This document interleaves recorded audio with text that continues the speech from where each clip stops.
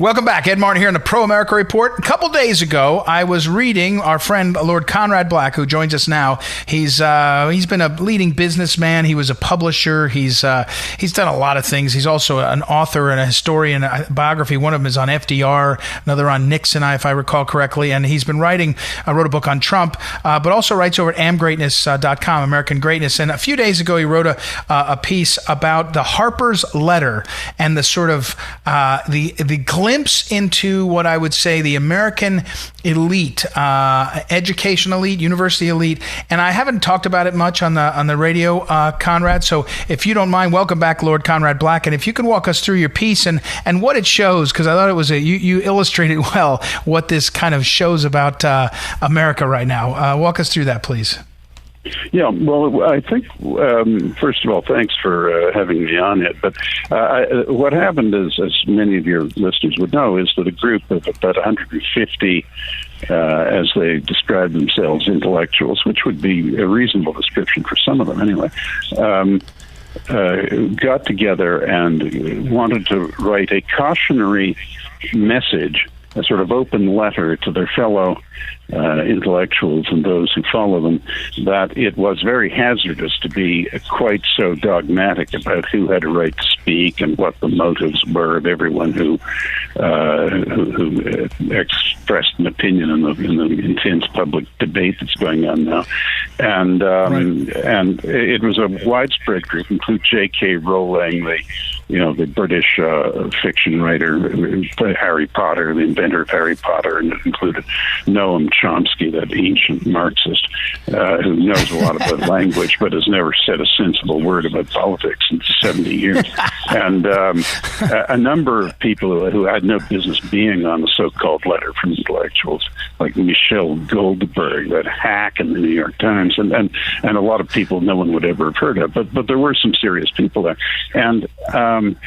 And the line was, look here, we know that Trump is a menace to democracy. We know that Trump is encouraging the forces of illiberalism all over the world.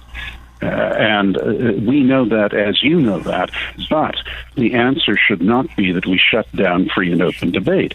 And my point was that the allegation that Trump is a menace to democracy is an outrage. He is, in fact, the chief subject of the attentions of these people that they are objecting to, those who don't want to allow a free public debate, who are attempting to curtail debate and cancel people and call anyone who disagrees with them a racist and other similar epithets. And it is a bit rich for these people to say, not only is Trump a menace to democracy, but this person who is the subject of the obsessive and often criminal interest of those whom they are warning not to be too intolerant is somehow aiding them. I mean, it just illustrates perfectly the hypocrisy and the misplaced sophistry of so many of these intellectuals who live on sinecures, are underworked, can't write, can't think, and send out millions of young people out into the world with infected, fatuous ideas. I would say that you sound like you're on a particular roll today, but you always are. So I'm smiling as I hear you. But I want to, again, this is what I want to ask you about. You published newspapers for years. You've been, in other words, you were in the communications game. You wrote historic biographies of major figures.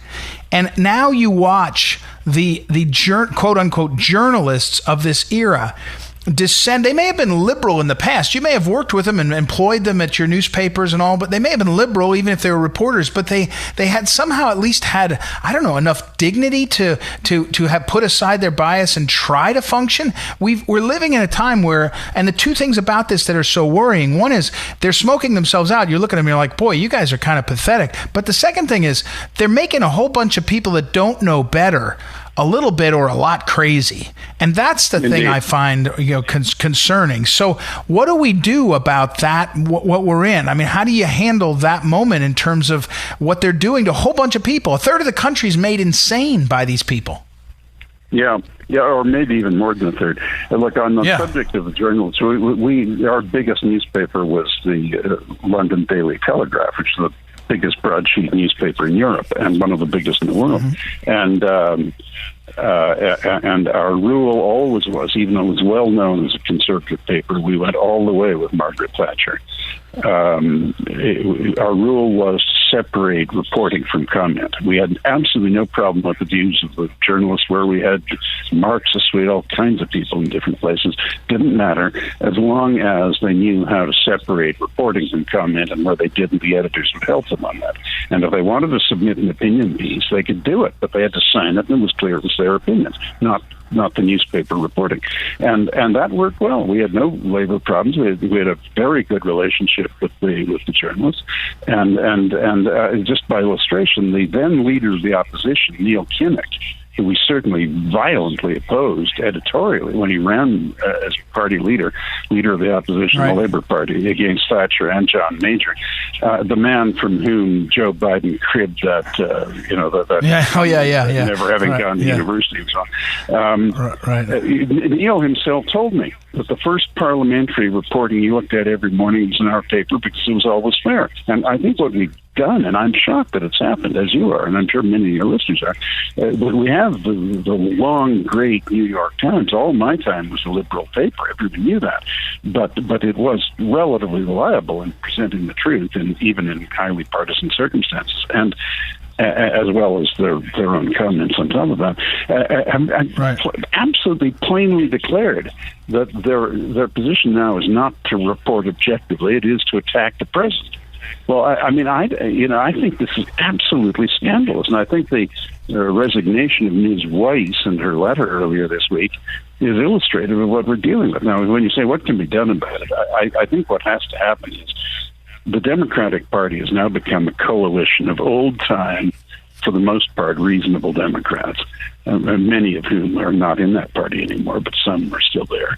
These absolutely corrupt, incompetent big city political machines, and idiots like de Blasio and Lightfoot in Chicago, and jackass Garcetti in Los Angeles. It's shocking that such great cities have such incompetent mayors, and it goes a lot farther than that. Bowser, and I'm none too impressed with his bottoms either.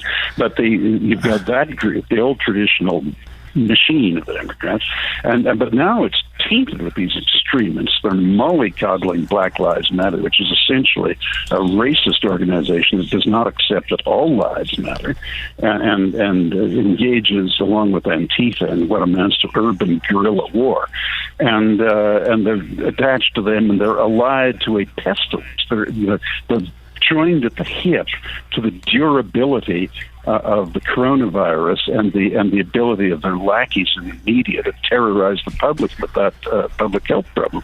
And it is a disreputable organization. And I think all people of goodwill who really want a resurrection of free debate, a respectable media, they now have to hold their noses and support the president, because he is the only force now standing for civilization here.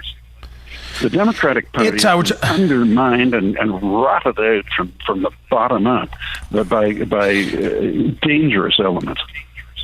So, and we're talking with Lord Conrad Black, and by the way, over on Twitter, his at Conrad M. Black, and he has a piece up at theepictimes.com. I'll put it up on social media. We won't have time to talk about it, because I want to ask you his last question about this.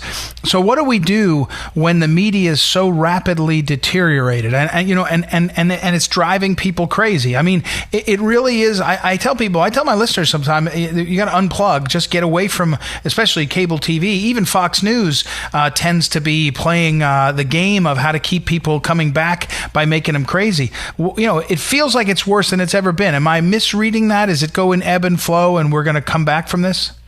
I think it is. I wouldn't presume to say you're misreading it. I think the traditional media are by far more irresponsible than they have ever been, certainly in the lifetime of anyone now living. I'm getting to be an old man, and I've been following the media for 65 years. It's never been remotely as bad as this, and not only in the United States, although I think you're leading in this, as in so many other things, most of them good things.